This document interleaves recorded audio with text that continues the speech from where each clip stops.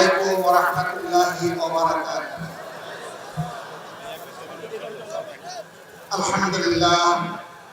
আলহামদুলিল্লাহ রাব্বিল আলামিন ওয়াসসালাতু ওয়াসসালামু আলা রাসূলিল কারীম ওয়া আলা আলিহি ওয়া সাহবিহি ওয়া আহলি বাইতি আজমাইন।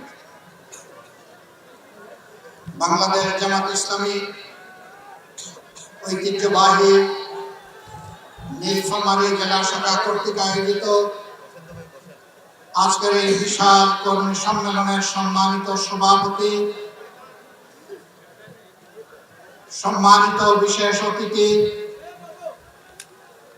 সম্মানিত আমন্ত্রিত অতিথিবৃন্দ, রাজনৈতিক বন্ধু সংগঠনের সম্মানিত নেতৃবৃন্দ, উলামা হযরত, বিভিন্ন ধর্মাবলম্বী ভাইয়েরা, সাংবাদিক বন্ধুগণ এবং আমার প্রাণপ্রিয় সহকর্মীবৃন্দ, আজকে আমরা গর্বিত। আজকের এই আয়োজনে আমাদের সাথে যাদের ত্যাগ এবং কোরবানির বিনিময়ে বাংলাদেশের 18 কোটি মানুষ নতুন বাংলাদেশের স্বপ্ন দেখছে, সেই শহীদ পরিবারের গর্বিত সদস্যবৃন্দ রয়েছেন। আমি আমার বক্তব্যের সূচনায় মহান রব্বুল ইজ্জতের শুকরিয়া আদায় করার পাশাপাশি এই সমস্ত শহীদ পরিবারের সম্মানিত সদস্যবৃন্দের প্রতি গভীর কৃতজ্ঞতা এবং শ্রদ্ধা জ্ঞাপন করছি। সেই সাথে আল্লাহ তাআলা জাতির এই মুক্তির সংগ্রামে যাদেরকে শহীদ হিসাবে কবুল করেছেন, আমি তাদেরকে গভীর শ্রদ্ধার সাথে স্মরণ করছি। আমি স্মরণ করছি লড়াকু সেই সমস্ত বন্ধুদেরকে যারা ফ্যাসিবাদের বিরুদ্ধে বুক চিতিয়ে যুদ্ধ করতে গিয়ে জালিমের ভূমিকে আহত হয়েছেন। কেউ হারিয়েছেন চোখ, কেউ হারিয়েছেন পা, কে হারিয়েছেন হাত, আবার কেউ বা মেরুদণ্ডে বুলেট বিদ্ধ হয়ে অবশ হয়ে বিছানায় পড়ে আছেন। মহান রব্বুল আলামিনের দরবারে দোয়া করি, হে রব্বুল ইজ্জত, তুমি তোমার এই গোলামগুলোকে, বান্দীগুলোকে সুস্থতার পূর্ণ নিয়ামত দান করো। আমার প্রিয় সহকর্মীবৃন্দ, রব্বুল ইজ্জতের শুকরিয়া কোন ভাষায় আদায় করব? 2023 সালের এই দিনে নভেম্বরের 8 তারিখ বাংলাদেশের অবস্থা কি ছিল আমার চেয়ে বড় সাক্ষী আপনারা। কারণ ফ্যাসিস্ট সরকার আমাকে তখন জেলে বন্দী করে রাখার কারণে আমি সমাজের অনেক কিছুই জানতে পারি। আপনারা ছিলেন ভুক্তভোগী, আপনারা জেনেছেন ফ্যাসিবাদের বিরুদ্ধে লড়াই করেছে। 15.5 বছর তারা মানুষকে শান্তি দেয়, দেশবাসীর শান্তি কেড়ে নিয়েছিল। সকল ধর্মের, সকল বর্ণের মানুষ তাদের কাছে নিগৃহীত, নির্যাতিত ছিল। বিশেষভাবে আমাদের প্রিয় দলটি। এই ফ্যাসিস্ট সরকার 2009 সালের 10 জানুয়ারি ক্ষমতায় আরোহণ করার পরে ঝাল মিটিয়েছিল আমাদের দেশপ্রেমিক সেনাবাহিনীর উপর। 2 মাস যায়নি, ফেব্রুয়ারির 25 এবং 26 তারিখ ঢাকার পিলখানায় তৎকালীন পিডিআরের সদর দপ্তরে প্রিয় দেশের 57 জন চৌকস সাহসী দেশপ্রেমিক প্রতিশ্রুতিবদ্ধ সামরিক কর্মকর্তাদেরকে তারা হত্যা করেছিল। হত্যা করেছিল নির্মমভাবে তাদের পরিবারের সদস্যবৃন্দ। লাশ ভাসিয়ে দিয়েছিল পিলখানা ব্রেইনের মধ্যে নামানো। রাতে বাতি নিভিয়ে ঘাতকদেরকে পিলখানা থেকে পালানোর সুযোগ সৃষ্টি করে দেওয়া হয়েছে। এই ঘাতকরা কারা ছিল? এদের পরিচয় জাতিকে জানতে দেওয়া হয়নি, থামা চাপা দেওয়া হয়েছে। সেনাবাহিনী নিজস্ব একটা তদন্ত কমিটি গঠন করেছিল। তারা তন্ন তন্ন করে খোঁজ নিয়ে সত্যটা তুলে এনেছিল, কিন্তু সেনাবাহিনীর তদন্ত রিপোর্ট প্রকাশ করতে দেওয়া হয়নি। ফেসিবাদী সরকারের জালিম প্রধানমন্ত্রী সেনাকুঞ্জে গিয়েছিলেন সেনা অফিসারদেরকে সান্ত্বনা দিতে। তারা জিজ্ঞেস করেছিল, 25 তারিখের আয়োজনে আপনি গেলেন, 26 তারিখের ডিনারে আপনার যাওয়ার কথা ছিল, আপনি গেলেন না কেন? জবাব ছাড়া। তিনি কোনো জবাব দিতে পারেন না। তারা বলেছিল, তাইলে আপনি জানতেন যে আগামীকাল একটা দুর্ঘটনা এখানে ঘটানো হবে এবং সেইটা আপনার আদেশের নয়, সেইটা আপনার নির্দেশ ক্রমেই হবে, এটাকে আমরা ধরে নিতে পারি? বিব্রত প্রধানমন্ত্রীর কণ্ঠ দিয়ে সেদিন কোনো আওয়াজ বের হয়নি।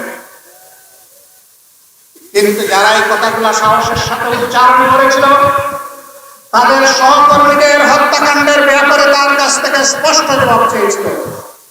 পরবর্তী পর্যায়ে ঝাল মিলিয়ে তাদেরকে চাকরি থেকে তাড়িয়ে দেওয়া হয়েছে।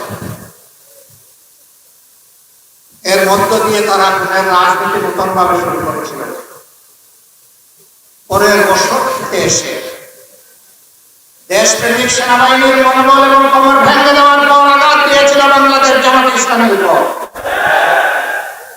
জুন মাসের 29 তারিখ আমাদের মাতার তাজ তৎকালীন আমিরে জামাত শহীদ মওলানা মুজিবুর রহমান নিজামী নায়েবে আমির, বিশ্বের 100 কোটি মানুষের প্রাণপ্রিয় মানুষ, কোরআনের ভাষ্যকার আল্লামা দিলওয়ার হোসেন সাইদি, শহীদ সেক্রেটারি জেনারেল জনাব আলী আহসান মোহাম্মদ মুজাহিদকে পোড়া অজুহাতে মিথ্যা অপবাদে গ্রেফতার করা হয়।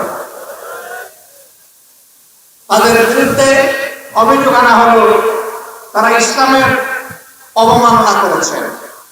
হাস্যস্কর ব্যাপার, আজীবন যারা আল্লাহর দ্বীনকে বাস্তবায়ন করে দেশের দল ধর্ম নির্বিশেষে সমস্ত মানুষদেরকে শান্তি উপহার দেওয়ার জন্য, সম্মান উপহার দেওয়ার জন্য জীবন বাজি রেখে লড়াই করলেন, তাদের বিরুদ্ধে ধর্ম অবমাননার অভিযোগ আনা হলো। এরপরে একে একে জামাতের নেতৃবৃন্দকে গ্রেফতার শুরু করা হলো। 11 জন শীর্ষ নেতাকে বন্দী করা হলো। তাদের বিরুদ্ধে যুদ্ধ অপরাধের অভিযোগ আনা হলো। তারা নাকি 71 সালে যুদ্ধকালীন সময়ে তাম অঘটন অপকর্ম তারাই করেছে। তাদের বিরুদ্ধে আনা হলো ধর্ষণের অভিযোগ, খুনের অভিযোগ, লুণ্ঠনের অভিযোগ, মানুষের ঘর বাড়িতে অগ্নিসংযোগের অভিযোগ।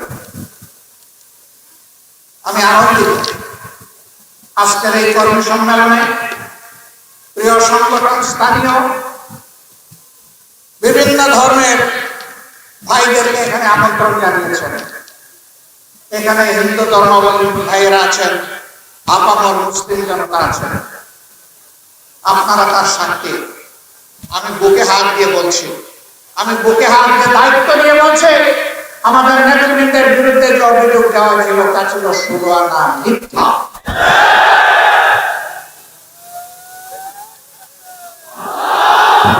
তার প্রমাণ হলো স্বাধীন বাংলাদেশে 72 সালের 10 জানুয়ারি করাচির কারাগার থেকে মুক্তি পেয়ে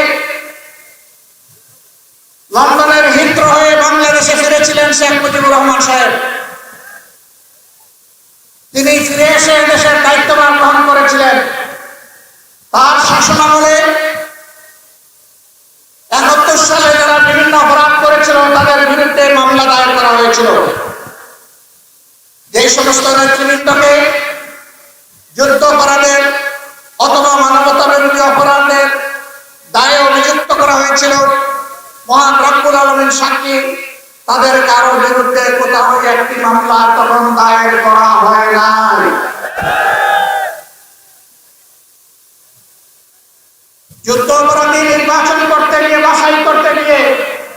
দফায় দফায় সতর্কতার সাথে শেখ মুজিবুর রহমানের সরকার কাজ করে 195 জনকে তালিকাভুক্ত করেছিল, যার মাঝে বর্তমান বাংলাদেশের এই সীমানার ভিতরের কোন নাগরিক ছিলেন না। যদি সত্যি জামাত নেতৃবৃন্দ অপরাধের সাথে জড়িত থাকতেন, তাহলে অবশ্যই বাংলাদেশের কোন না কোন থানায় একটা হলেও মামলা দায়ের করা হবে। বন্ধুগণ, সাংবাদিক ভাইয়েরা তাদের পেশাগত দায়িত্ব পালন করবে। এইখানে মেহরবানি করে আপনারা কেউ ভয়চই করবেন না, তাদেরকে তাদের দায়িত্ব পালন করতে দিতে হবে। যাদের অসুবিধা হয় তারা মেহরবানি করে একটু ধৈর্য ধরবেন। বেশি অসুবিধা হলে সামনে চলে আসবেন। আর কেউ শব্দ করবেন না। আপনারা প্লিজ সবাই শব্দ বন্ধ করবেন। বলছিলাম একটা থানায় কোনো মামলা ছিল না, তাহলে কেন 11 জন নেতার বিরুদ্ধে মামলা করা হলো? 42 বছর পরে মামলার উৎপত্তি হলো কিভাবে?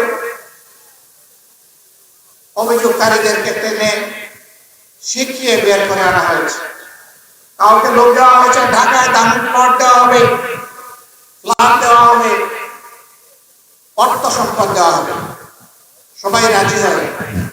এই অপকর্ম করতে সবাই রাজি হয়নি। এই মিথ্যার পক্ষে দাঁড়াতে রাজি হয়নি।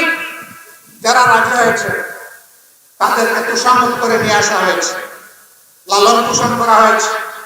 সেই হাউস নামের একটা বাড়ি ভাড়া করে সেখানে তাদের মুখে কথা শিখে দেওয়া হয়েছে, রিহার্সাল দেওয়া হয়েছে, সাক্ষীদেরকে শেখানো হয়েছে। এইভাবে করে করে আদালতে হাজির করা হয়েছে। তাতেও তারা সফল হয়। বিচারক বিচার করছেন বাংলাদেশের আদালতে বসে। ব্রাসেলস থেকে জিয়াউদ্দিন নামের একজন, তিনি শিখিয়ে দিচ্ছেন এই বিচার কিভাবে করতে হবে। তিনি রায় লিখে দিচ্ছেন এই বিচারের রায় কি হবে। স্কাইপ কেলেঙ্কারির মাধ্যমে শুধু বাংলাদেশ নয়, তাম দুনিয়ার জনগণ তাদের দেখছে। আমার সম্মানিত ভাইয়েরা, সাক্ষী নিতে গিয়েও দেখা গেল তিনি বলছেন যে এই রাতে তিনি এই অপকর্ম করতে দেখেছেন। একজন সাক্ষী, আপনি কোথা থেকে দেখেছেন? বলে যে আমি 2 ফার্লং দূর থেকে দেখেছি, আধা মাইল দূর থেকে বা আরো একটু পর। ক্যালেন্ডার থেকে যখন খুলে বের করা হলো, রাতটি ছিল অমাবস্যার রাত, আপনি দেখলেন। তখন তিনি চুপ হয়ে কথা বললেন। বিচারক বললেন, এইরকম সাক্ষীর ভিত্তিতে একজন মানুষকে একদিনেরও জেল দেওয়া যায়।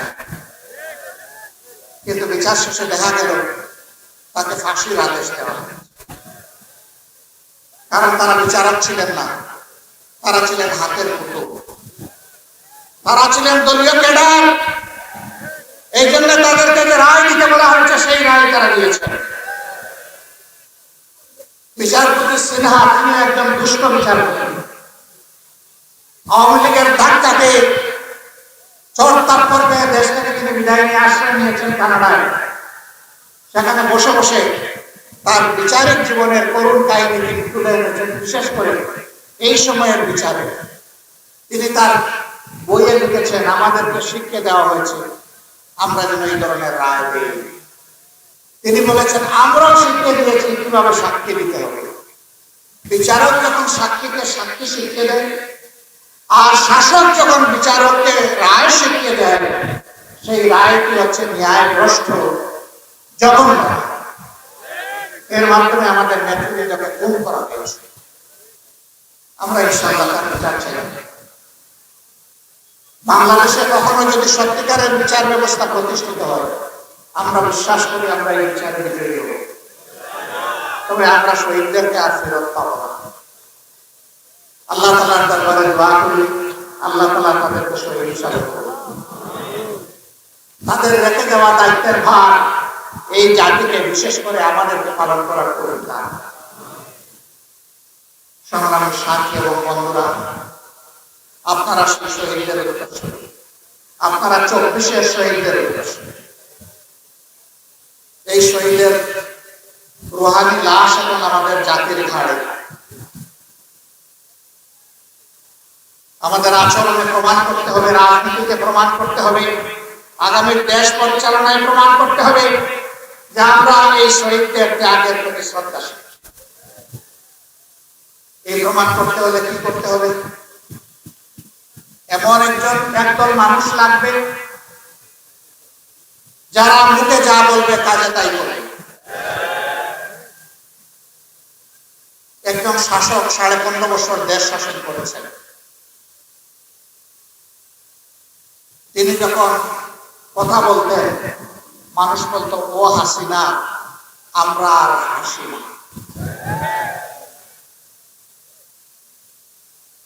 তিনি মানুষকে উত্তেজিত করতেন, হাসানোর চেষ্টা করতেন। যেমন ছিলেন প্রধানমন্ত্রী, তেমন ছিলেন তার উজির নাজির সবাই। কে তার চাইতে কত বেশি মিথ্যা কথা বলবে এর ছিল প্রতিযোগিতা। তারা জাতিকে ধোঁকা দিয়েছে, তারা জাতির উপর জুলুম করেছে, মানুষ খুন করেছে, গণহত্যা সংগঠিত করেছে, গুম করে আয়নাঘর তৈরি করেছে, হাজার মায়ের বুক খালি করেছে, ঘর বাড়ি তছনছ করেছে, মানুষের ইজ্জতের উপরে হামলা করেছে। আর জামাতে ইসলামী সারা বাংলাদেশের কেন্দ্রীয় কার্যালয় সহ সমস্ত অফিসগুলো সিলগালা করে বন্ধ করে দিয়েছে। ঘরের মাঝে বসে আমরা শান্তি পাইনি, আমাদেরকে ঘর থেকে তুলে নিয়ে আমাদের বিরুদ্ধে রাষ্ট্রদ্রোহের মামলা দেওয়া হয়েছে। সম্মানিত ভাই ও বন্ধুরা, এই সব ছিল বাংলাদেশের চলমান বাস্তবতা। সেই কষ্ট বুকে নিয়ে আমরা এই পর্যায়ে এসে দাঁড়িয়েছি। 5 তারিখ যখন পরিবর্তন আসলো, আমরা সাথে সাথে আপনাদের মাধ্যমে দেশবাসীকে অনুরোধ করলাম, আল্লাহ তাআলার এই নিয়ামতের কদর করুন, শান্ত থাকুন, ধৈর্য ধরুন, কেউ কারোর উপর হাত বাড়াবেন না এবং ব্যক্তিগতভাবে কেউ কোনো প্রতিশোধ নেবেন না। যদি কিছু করতে হয় আইনের আশ্রয় নেবেন, আইন কেউ হাতে তুলে নেবেন না। আলহামদুলিল্লাহ, আমাদের দেশবাসী চরম ধৈর্যের পরিচয় দিয়েছে এবং দায়িত্বশীলতার পরিচয় দিয়েছে। সাবেক সরকারের সড়ক সেতু মন্ত্রী জনাব ওবায়দুল কাদের সাহেব বক্তব্য বসতেই তিনি দাম্ভিকতা প্রদর্শন করতেন, অহংকার দেখাতেন, বিভিন্ন দল এবং মতের নেতৃবৃন্দ কর্মীদেরকে নিয়ে উপহাস করতেন। তিনি বলেছিলেন তার দলীয় কর্মীদেরকে যে কোনো মূল্যে ক্ষমতায় আওয়ামী লীগকে রাখতে হবে, থাকতে হবে। আওয়ামী লীগের যদি ক্ষমতার পতন হয় তাহলে পতনের 2 দিনের মাথায় আওয়ামী লীগের 5 লক্ষ মানুষকে বিরোধী দলের লোকেরা হত্যা করবে। আমি জিজ্ঞাসা করি, 5 আগস্ট পরিবর্তন হয়েছে, 5 এবং 6 তারিখ বাংলাদেশে কি 5 লক্ষ মানুষকে খুন করা হয়েছে? 50,000, 5,000, 500, 50 জন, 5 জন? না, এই 2 দিনে তার কিছুই করা হবে। এই 2 দিন চলে যাওয়ার পরে 4 জন মানুষকে বব জাস্টিসে কেউ কেউ হত্যা করেছে। আমরা তারও নিন্দা জানিয়েছি। আমরা চাই না বিনা বিচারে একটা মানুষকে খুন করা হোক। সম্মানিত ভাইয়েরা, আওয়ামী লীগ ফ্যাসিস্ট হতে পারে, নির্দয় হতে পারে, পাষাণ হতে পারে, খুনি হতে পারে, কিন্তু বাংলাদেশের 18 কোটি মানুষ অত্যন্ত দায়িত্বশীল এবং দেশপ্রেমিক। এটাই বাংলাদেশের মানুষ প্রমাণ করেছে। আওয়ামী লীগ বিদায় নিল, প্রধানমন্ত্রী যদিও বলেছিলেন তিনি পালাবেন না, তিনিও চলে গেলেন। তিনি তার প্রিয় দেশে আশ্রয় নিলেন। তারা আমাদের প্রতিবেশী, প্রতিবেশীকে আমরা সম্মান করি। আমার প্রতিবেশী যদি ভালো থাকে আমিও ভালো থাকবো। আমার প্রতিবেশীকে আমি কষ্ট দিই, তাইলে অনুরূপ কষ্টের জন্য পাওয়ার জন্য আমাকে প্রস্তুত থাকতে হবে। সুতরাং কোন প্রতিবেশী আমরা বিশ্বাস করি না। অনুরূপ ভাবে প্রতিবেশীর কাছ থেকে আমরা সুপ্রতিবেশী সুলভ আচরণ পেতে চাই। আমরা আমাদের প্রতিবেশীকে অনুরোধ করব। শেখ হাসিনার বিরুদ্ধে আদালতে মামলা হয়েছে, 150 অধিক মামলা। তার বিরুদ্ধে খুনের মামলা আছে, গুম গুমের মামলা আছে, অনেক মামলা তার বিরুদ্ধে আছে। আমাদের বিচারালয় যখন তাকে চাইবে, মেহরবানি করে আইন শৃঙ্খলা বাহিনীর হাতে আপনারা তাকে তুলে দেবেন। আমরা চাই 15.5 বছর গোটা জাতির বিরুদ্ধে তারা যে জুলুম করেছে, বিচারের নামে যে তামসা করেছে, যে অবিচার করেছে, সেটা শেখ হাসিনা এবং আওয়ামী লীগের দূষর কারো ক্ষেত্রেই যেন করা না হয়। তাদের জন্য যেন ন্যায় বিচারটাই নিশ্চিত করা হয়। আমরা বিশ্বাস করি জাতি যদি ন্যায় বিচার পায়, তারা ইনশাআল্লাহ শাস্তি পেয়ে সন্তুষ্ট হয়ে যাবে। এই শাস্তি ফাঁসি হতে পারে, আমৃত্যু কারাবরণ হতে পারে, আজীবন হতে পারে, অথবা বিভিন্ন মেয়াদে হতে পারে। অপরাধ যে মাত্রা, শাস্তি হবে সেই মাত্রা, এবং এই শাস্তি পাওয়াটা হচ্ছে ন্যায্যতার দাবি। অপরাধী যদি অপরাধ করে শাস্তি না পায়, তাহলে অন্য অপরাধীরা উৎসাহিত হবে, আর এই অপরাধীরা আরো বেপরোয়া হবে। বাংলাদেশ মানুষের একটা সভ্য দেশ থাকবে না, সমাজ থাকবে না, এটা জঙ্গলি জানোয়ারের দেশে তখন পরিণত হয়ে যাবে। অতএব দেশটাকে ভালো রাখার স্বার্থে এবং ন্যায় বিচার পাওয়ার সেই অধিকারের স্বার্থে ন্যায় বিচার নিশ্চিত করতে হবে।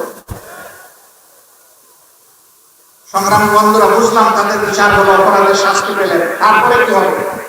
তারপরে আমরা এমন একটা বাংলাদেশ চাই। আমার বন্ধু জনাব মৌলানা আব্দুল হালিম সাহেব বলে গেছেন, আমরা যে বাংলাদেশের স্বপ্ন দেখি, নতুন বাংলাদেশের স্বপ্ন যে আমাদের তরুণ সমাজ দেখে, সেই বাংলাদেশের তরুণ সমাজের রাস্তায় বুক চিপকে দেওয়া যুদ্ধের সময় প্রধান স্লোগান ছিল যে আমরা কোনো বৈষম্য চাই না। We want justice. আমরা ন্যায় বিচার চাই, একটা ন্যায্য সমাজ চাই।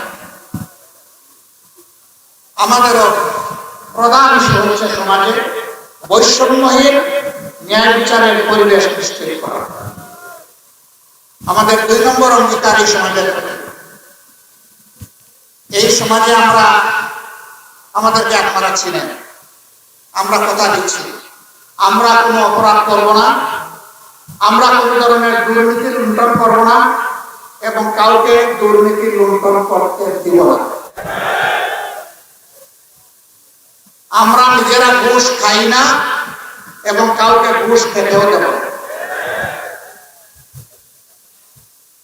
আদালতে, অফিসে, কার্যালয়ে, বিভিন্ন জায়গায়, সরকারি বেসরকারি স্বায়ত্তশাসিত বিভিন্ন সংস্থায় জনগণ সেবা পাওয়ার জন্য যাবে, সেখানে কোন ধরনের লাল ফিতার দৌরাত্ম্য দেখানো হবে না।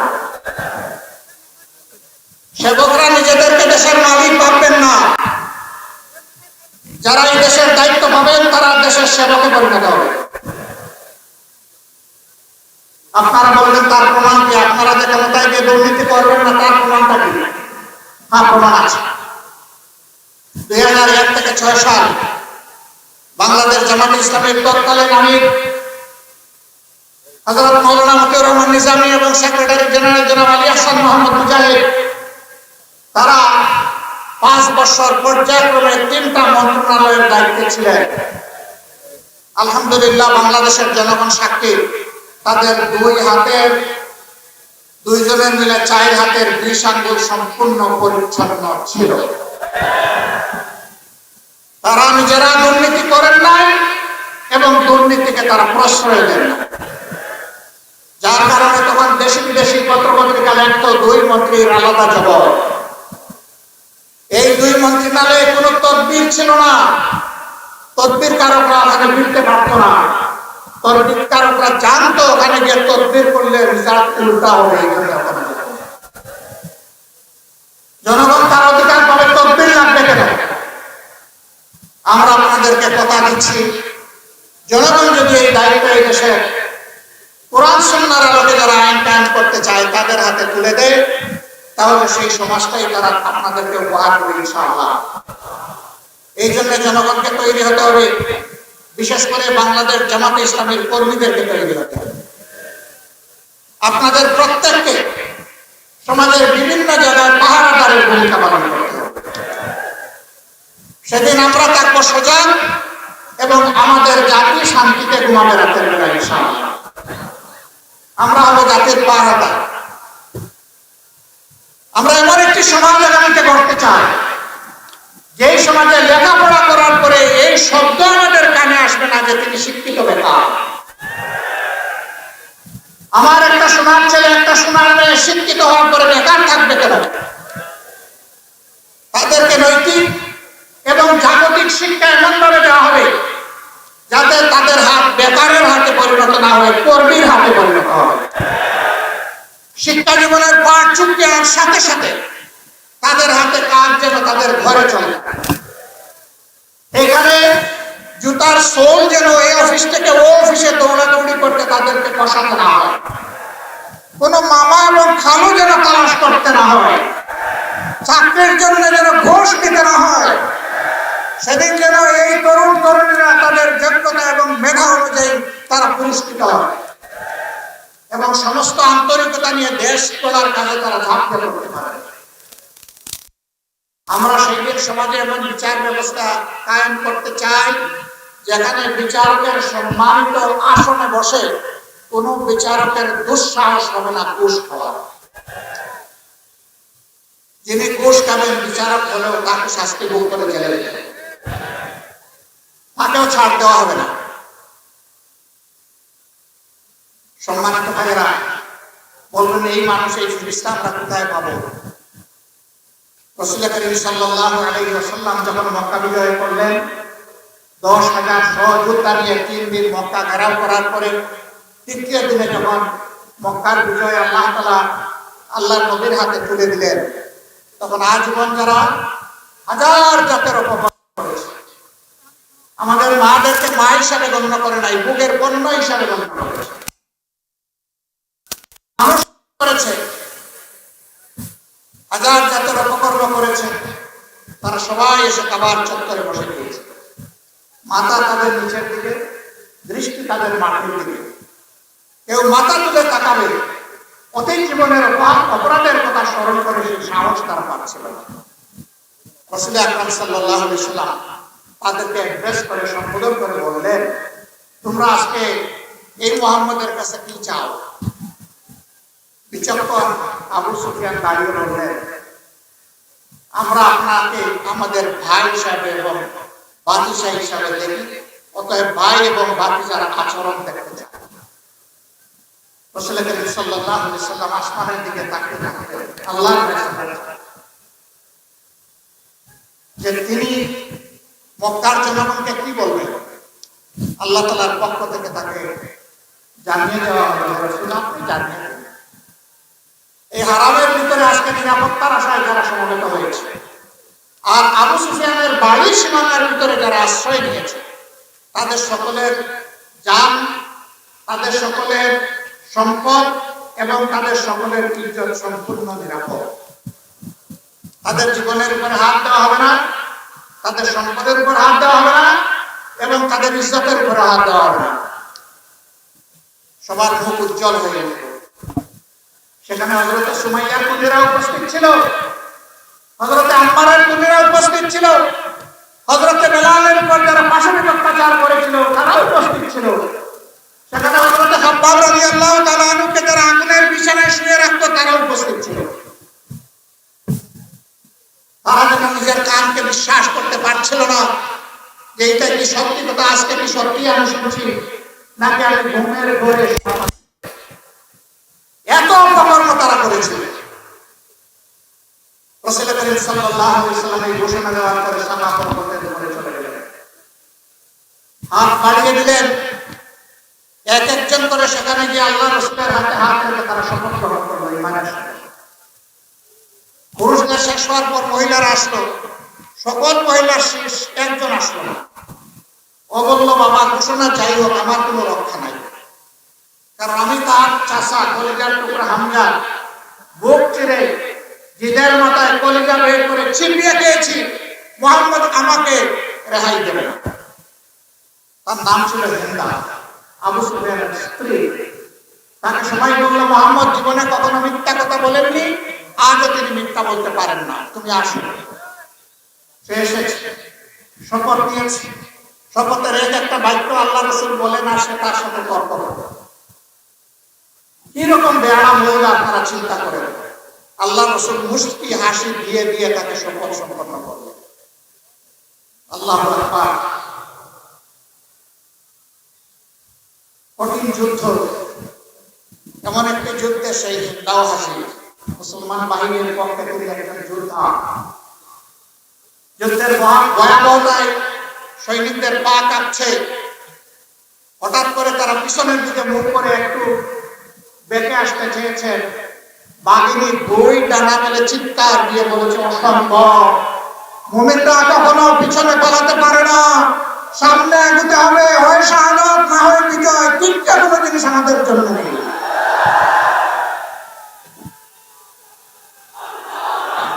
সিংহের বলে সাহাবীরা ঘুরে দাঁড়ালেন। আল্লাহ তাআলা যুদ্ধের বিজয় তাদের হাতে তুলে দিলেন। ইসলাম তলোয়ারের বলে গায়ের জুড়ে অত্যাচার করে ভয়ভীতি প্রদর্শন করে কারণ জয় করেন। আর আদর্শ সৌন্দর্যের বলে ইসলাম মানবতাকে জয় করেছে। আজকে এখানে বিভিন্ন ধরনের ভাইয়েরা আছেন। আমরা স্পষ্ট ঘোষণা করেছি, প্রিয় বাংলাদেশে আমাদের সকলের পরিচয়, আমরা বাংলাদেশী।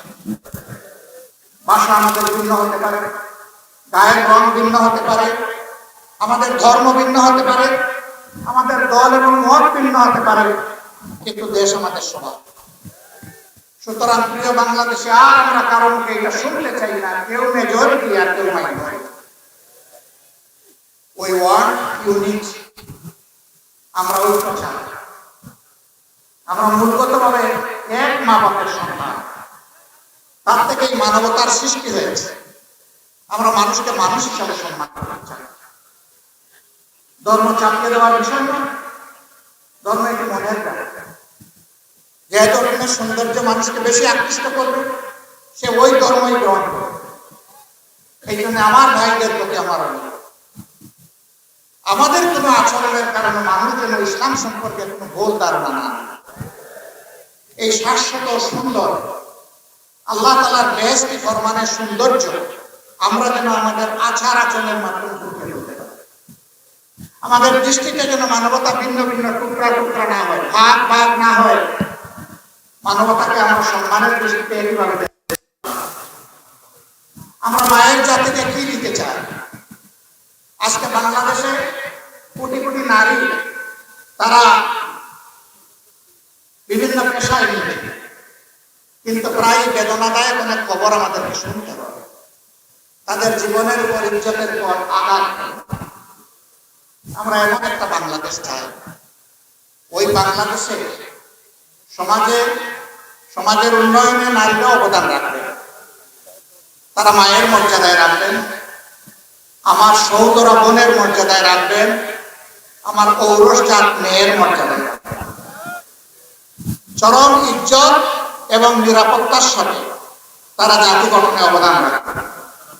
অনেকে বলে, অপপ্রচার করে যে এরা ক্ষমতায় গেলে তোমাদেরকে ঘরের ভিতর থেকে বের হতে দিবে না, আর জাতি ধর্ম নির্বিশেষে সবাইকে কালো বোরকা পরাই দেবে।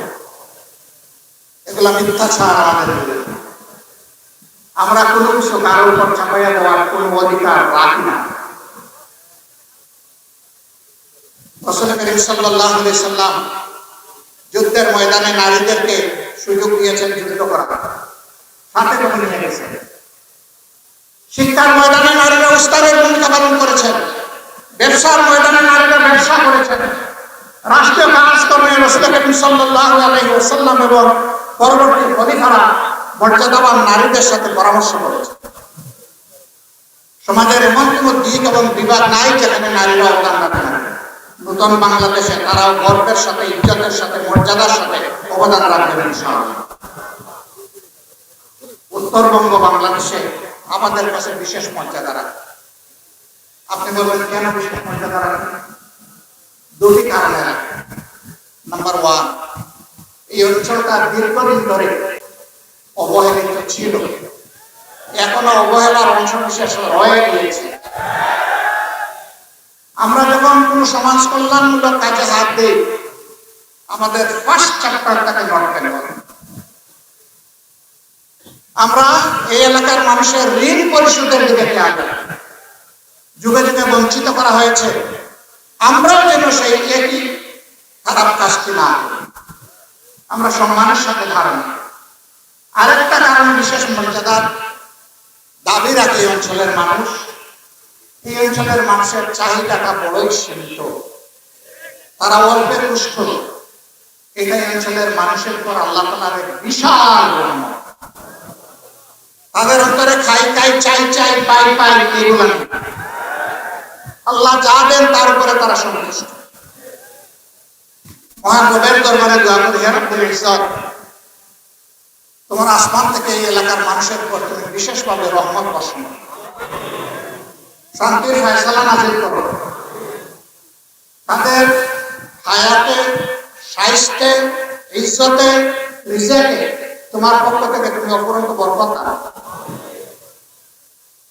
আমরা তৃতীয় আরেকটা কারণে আপনাদের ভালো, এটা দ্বিতীয়র উপরে এবং এটা প্রথমটার উপরে। এই এলাকার মানুষ তারা ধর্মপ্রাণ। বলবেন যে সিলেটে তো আলিম উলামা বেশি, চিটাগাঙ্গের পীর আউলিয়া বেশি, আমরা বেশি ধর্মপ্রাণ। হ্যাঁ, আমি বাংলাদেশের 64 জেলা আল্লাহ আমাকে দিয়েছেন, আমি দেখে আমার চোখে আপনাদেরকে খুশি করার জন্য নয়, বরঞ্চ সত্যটা স্বীকার করার জন্য এই কথা বলছি যে আপনারাই বেশি ধর্ম।